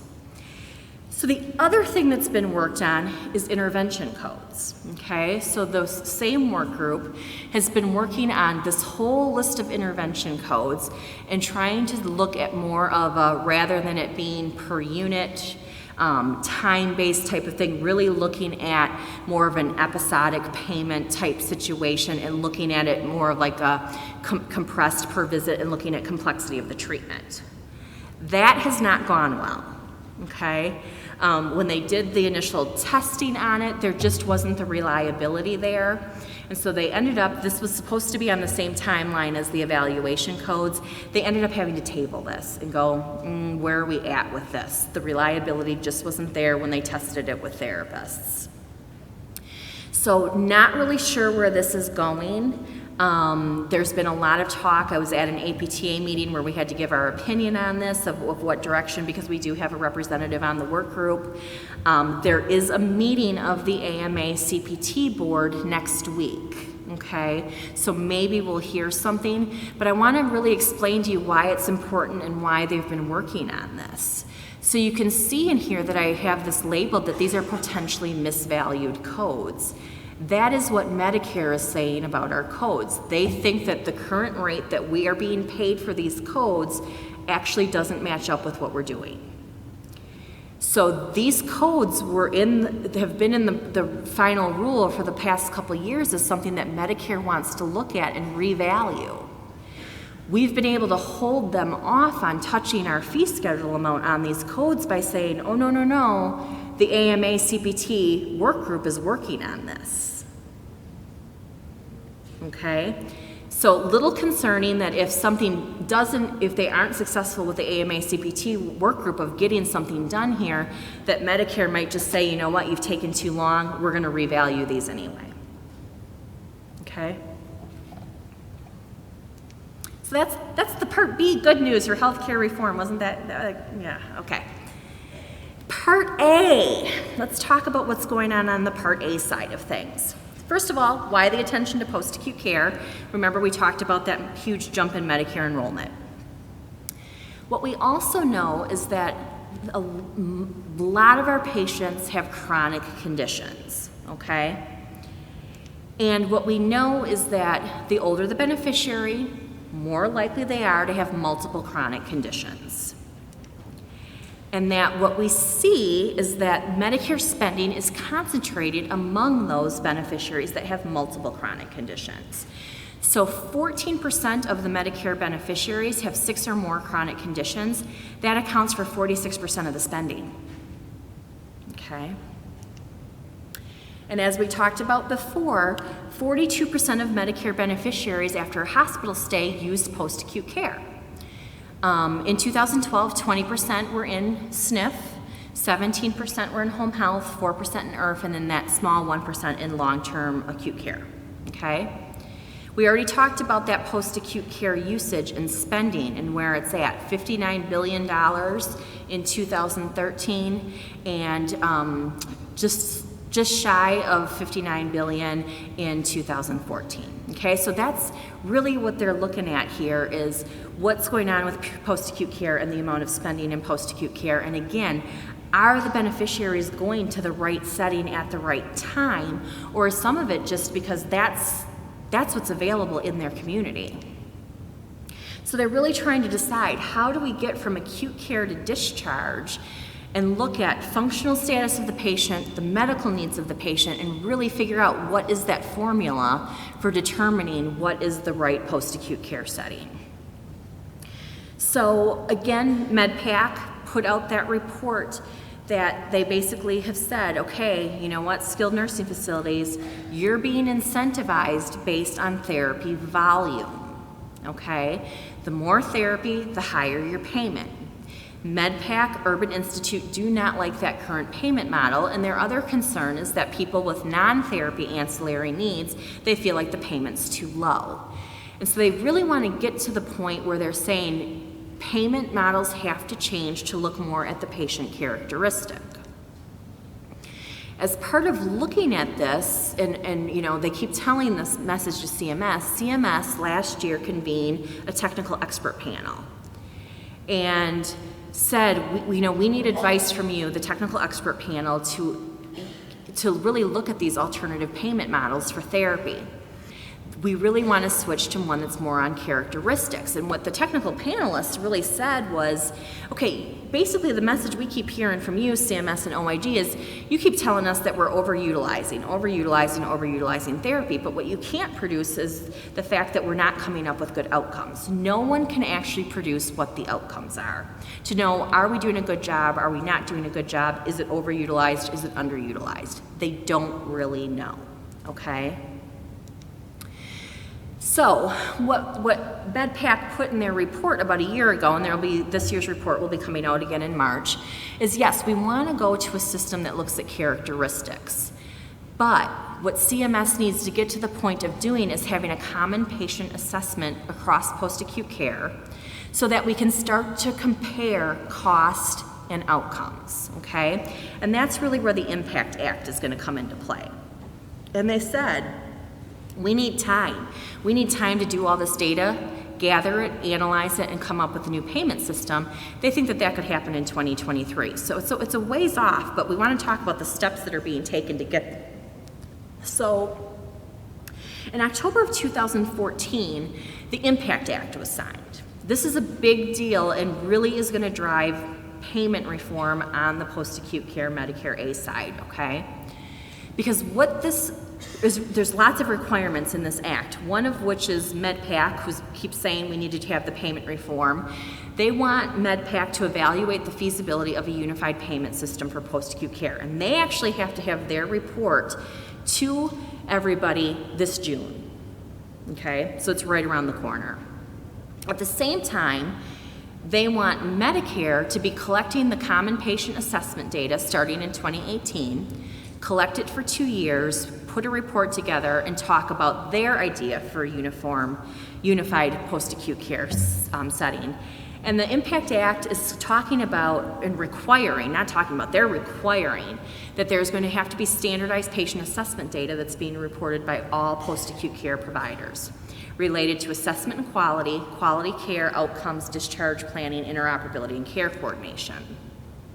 So remember, they've got in the IMPACT Act the fact that MedPAC has to have their report on an alternative payment model ready for June, okay?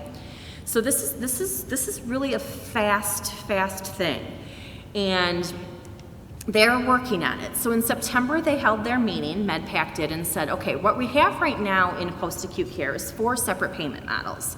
IRF gets paid in one way, SNF gets paid in one way, home health gets paid in a way, and long-term acute care gets paid in a way. Everybody gets paid in a very different model, okay?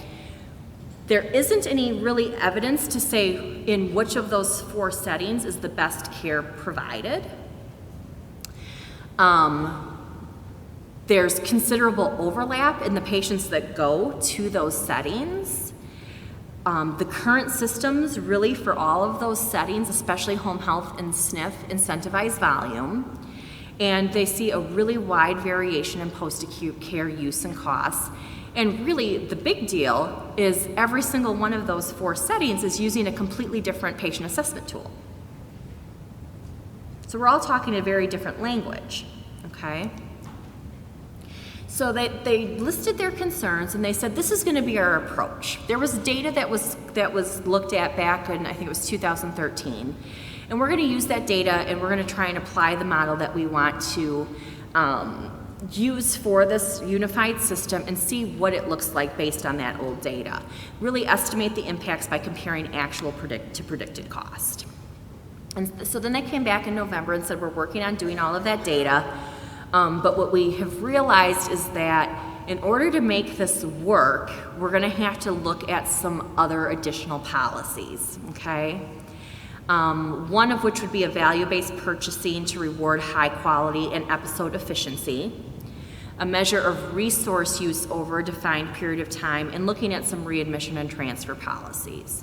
They said other things to consider would be a potential third party to actually manage post-acute care. They would need to have something in place to really monitor what providers are saying about the system. And then they said that, we'd also have to waive certain setting-specific requirements, and they specifically talk about IRF, again, with that whole physician requirement that they have and the level of intensive therapy that they have. Okay. So then they said, the other thing that we think that we would have to do with this is develop some common sets of post-acute care requirements that all 4 would have to have in place. One would be to look at staffing. Okay, physician presence, the frequency of the assessments, staff training and competence, care and discharge planning, infection control, patient rights, and ethics and compliance. So they just came back in January 14th and 15th, MedPAC had a meeting, and they presented their work that they had done with modeling the payments off of that old 2013 data. And they said, based on what we saw and by modeling the payment system we're looking at, we think that skilled nursing facilities, hospital-based care, and not-for-profits would actually see likely an increase in payment under this system. IRFs, long-term acute care, freestanding centers, and for-profit centers would likely see a decrease. Then they looked sort of at patient types. They said patients that are there for vent care and post-acute care for vent care, severe wound care, hematology, respiratory medical, chronically critically ill, multiple body system diagnoses, low amounts of therapy, and end-stage renal disease likely would see a payment increase.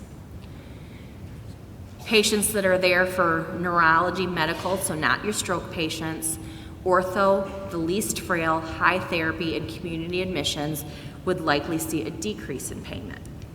Okay, and this is what they said. Coming up in March, they want to have their next meeting and have discussion topics around what do we do for some of those providers that are they're kind of your small outlier providers. They don't do a lot of volume, that they may have to do some payment adjustments there. Some high cost outlier policies, probably around some of those vent patient, wound patients. And again, they want to start working on finalizing their report for April. At that same meeting in January, they make provider payment recommendations, and they approved these, and these will be in the report to Congress. I was joking last night at dinner that I could have actually really simplified this slide and just written on it, eliminate payment update. Basically, for all 4 of the post-acute care providers, they said for 2017, 2018, do not give them a payment update. Okay, so no raises for therapy and post-acute care based on payment from Medicare. And then they also, of course, talked more about SNF and home health, about the fact that it's still based on volume, and we need you guys to change that and quit having it based on the amount of therapy that's provided. So let's talk a little bit more about that the rest of the Impact Act, away from what MedPAC has to do by June, okay? So again, the Impact Act has really been put in place because we don't have good comparison data, we don't have good outcomes, we don't have a good understanding of what is the value of the dollar that's being spent in post-acute care. In the skilled nursing facilities, swing beds, you're using the MDS, okay? In the inpatient rehab facilities, they're using the IRF-PI, which they score based on the FIM score, so it's a 7-point scale. Home health, from an assessment perspective, uses the OASIS. Their scale is all over the place depending on the section you look at, and then long-term acute care really doesn't have a specific assessment. So again, we're not all talking the same language, and we don't have a standardized assessment that's happening in these for post-acute care providers, and it's made it very difficult to do any comparison and data collection. So here is an example. I want to talk specifically about SNFs, and we alluded to this earlier today, that where they're pulling information when they look at, do we have an improvement, and you can look that second row from the bottom where it says rate of improvement. So for that 2011 to 2014 period, we've been stuck at 43% when they look at bed mobility transfers or ambulation, okay? Well, I think we probably do a better job than that, but where they're pulling their data from is the MDS. And remember, we talked about how they judge and how they score functional ADLs and mobility on the MDS is based on extensive assist, limited assist, independent, total dependent. And so in that extensive assist, had it been a FIM score, you may see a 2-point change. So it really is limited in being able to always know where really some improvement is, and that's part of the issue. So with the Impact Act, they really want to see an improvement in Medicare beneficiary outcomes, provider access to longitudinal information so that we do a better job of coordinating care. Again, they're really driving for that comparable data. They want to see improved hospital discharge planning because they have a better idea of what is the right setting at discharge based on patient presentation. And so this is the information of what they're looking at from that standardized assessment data, okay? So all of the post-acute care providers, all 4 settings are going to have standardized assessment data. We have to present and submit data on quality measures and data on resource use and other measures, okay? This is going to be really significant. Now, they aren't giving us a new post-acute care assessment, so they're not going to get rid of the MDS, they're not going to get rid of the IRF-PI, they're not getting rid of the OASIS. Instead, what they're doing is they're taking and adding sections into it. So for those of you in SNF swing beds, you may have already heard people starting to talk about section GG. That's going to be what's going into the MDS. So they're actually adding pieces into our current assessments. It's not that they're going to scrap all the assessments and start over, okay? Now, if all the post-acute care providers fail to submit the data, they're going to have a 2% reduction in annual payment update, okay? So you're going to be penalized as a provider if you don't comply with the Impact Act and submit the data that they want. Part of that data is the quality measure domains, okay?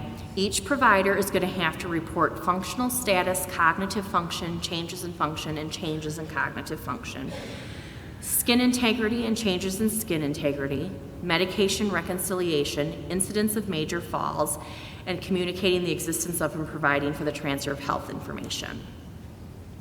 So what they're currently looking at, okay, remember I said we're just not quite there yet for being paid for performance. A lot of this still is going to be paid for reporting.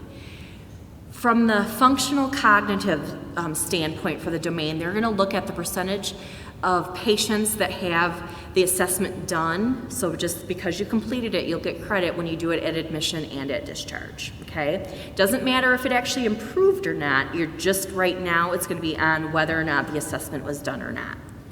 From a skin integrity perspective, the quality measure is the percent of residents or patients with pressure ulcers that are now new or worsened.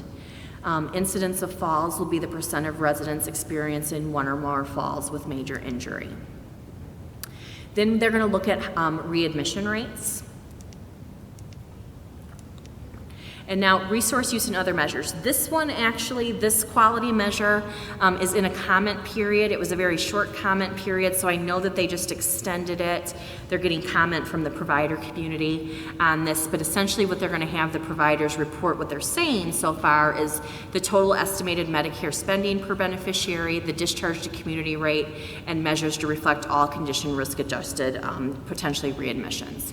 So this busy slide shows each of those quality measures and the 4 different post-acute care providers and the date that they have to start reporting on each of these measures, okay?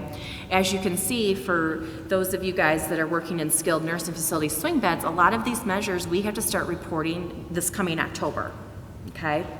Home health is actually the one that's had a little bit more lag.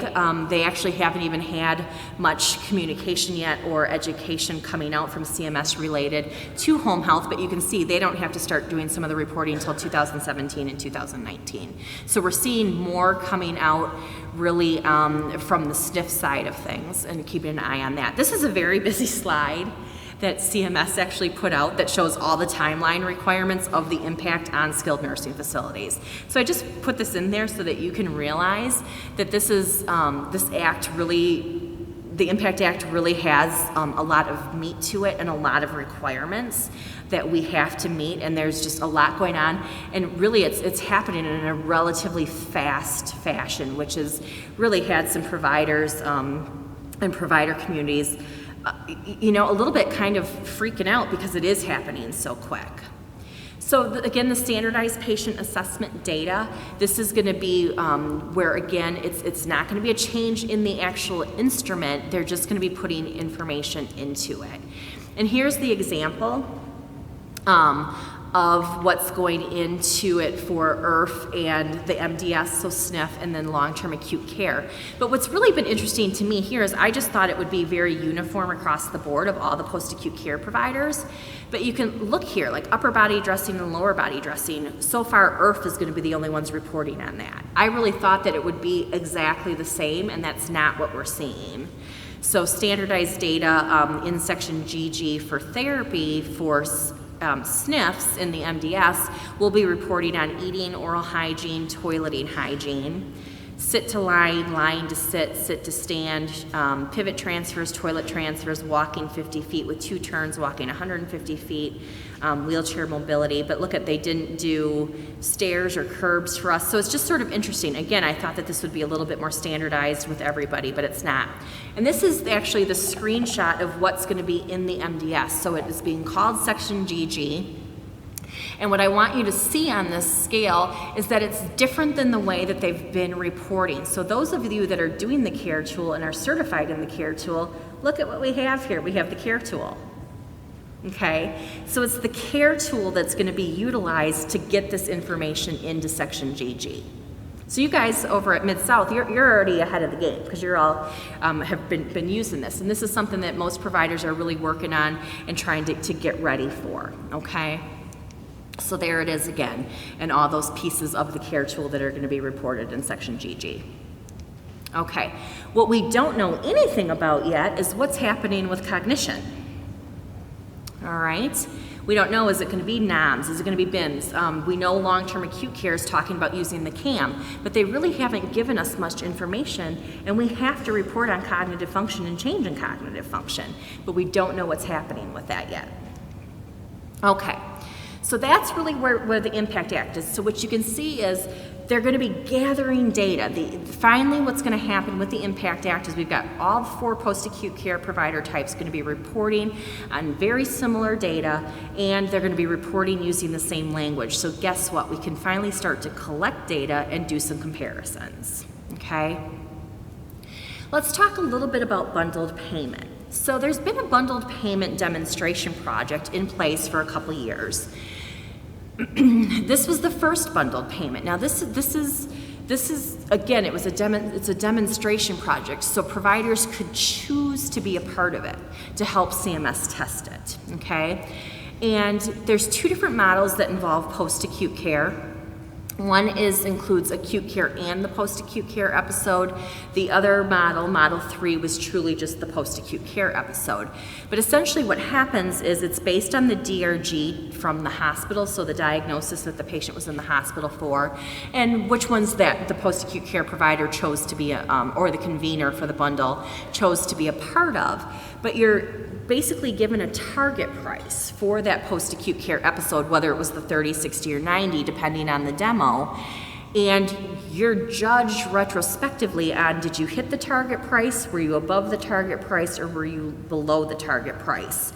And then what Medicare does when they get your data together is they decide, do you owe Medicare money back because you went over the target price? Did you come in below the target price and Medicare is going to give you an incentive payment, okay? Just some feedback from people that have been in this bundled payment. You know, there's been issues with getting the correct DRG identification from the hospitals to know, is this a patient that's in the bundle or not in the bundle? Big focus here has been readmission mitigation. The readmission to the hospitals, really, if you're in a bundle, really can toss you over that target price. So this has been a very big thing, and they've really looked at physician roles within that and additional equipment that can be utilized with patients from maybe telemonitoring and different things within that episode, 30, 60, 90-day episode, to help with some monitoring for the patients.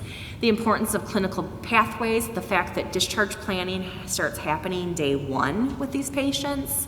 And then there's been some challenges just because of the data delays, that it is retrospective. Sometimes what's happening is you didn't get the right DRG, you get your data finally from CMS a year later and find out, oh, Mrs. Smith she was supposed to be in the bundle and we didn't know that.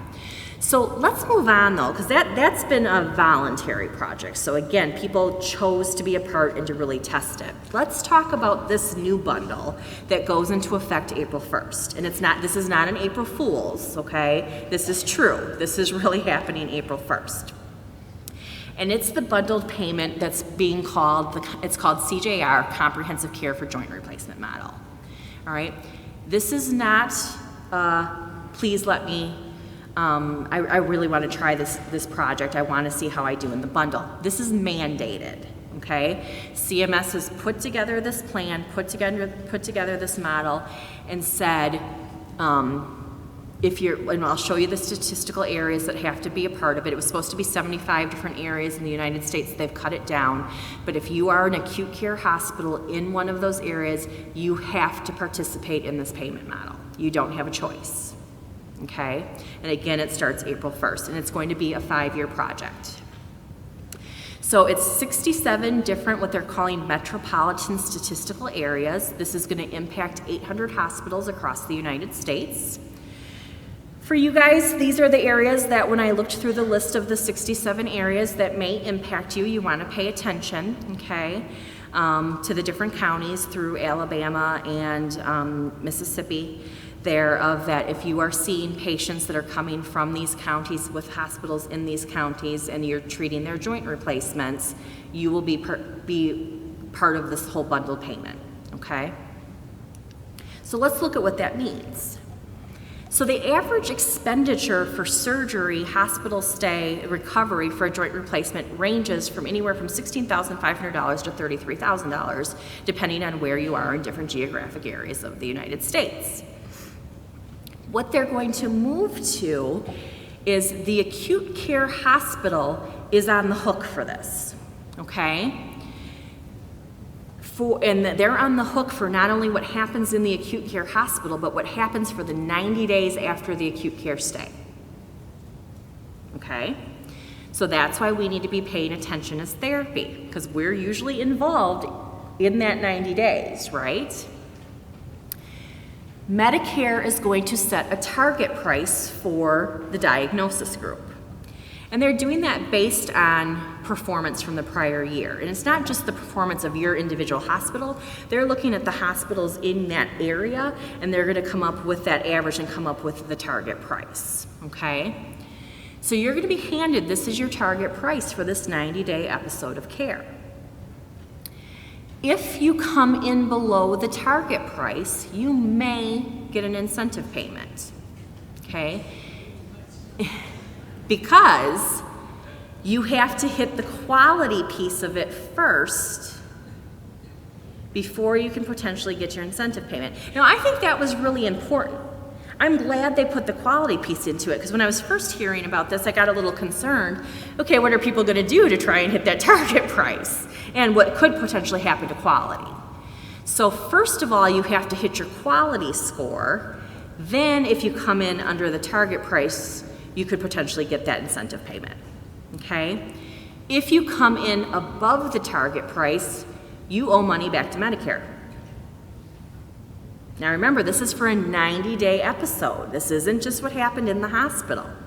So the hospital's going to be paying attention to what all those providers are doing and who is involved in that 90-day episode, because what you're charging impacts whether or not they hit the target price or not.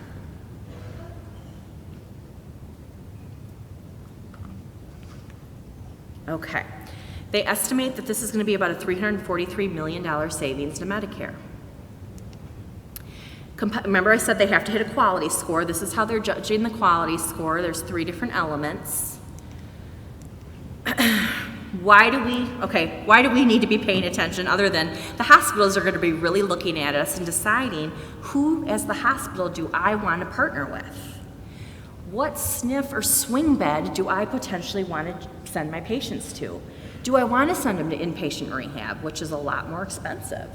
Do I want to go to home health? And if you're the home health provider, do I want to utilize you? Are you the outpatient therapist in the area that has the best outcome and the most efficient outcome? Okay, so they're really going to be looking. This is really a key thing, all right? And they're going to be looking at several things. So look at spending by destination, and they're going to really, I think, be hawking this, okay? And that's readmission rates. Because if that patient goes back into the hospital for something, and it's something that should have been prevented, it's related to the joint replacement, they're on the hook for that next acute care stay as well. So they're going to be looking at the post-acute care providers to say, how well are you managing your readmission rates? Okay? Are you a provider that I want to partner with? All right? SNFs, swing beds, as far as this project, And just so you know, they're not going to penalize the hospitals in the very first year of this project. They're giving you some time to get used to it. So, but from a skilled nursing facility, remember we talked earlier today about the 3-day hospital stay? Okay, they are saying that beginning in 2017, they're actually going to put a waiver in place so that you don't have to have that 3-day hospital stay. So if you've got a patient that's not needing it, they can get them out to a SNF earlier than having to keep them in the hospital and having that associated cost. The other thing that's really important from a skilled nursing facility perspective is you have your, the 5-star rating for facilities. You have to be a SNF that has a 3-star or better rating to be able to participate in the program. Okay? And that is what I have, and I've got 10 minutes here if anybody has questions for me. Or your brain's completely filled and the alternative payment model thing has thrown you over the edge.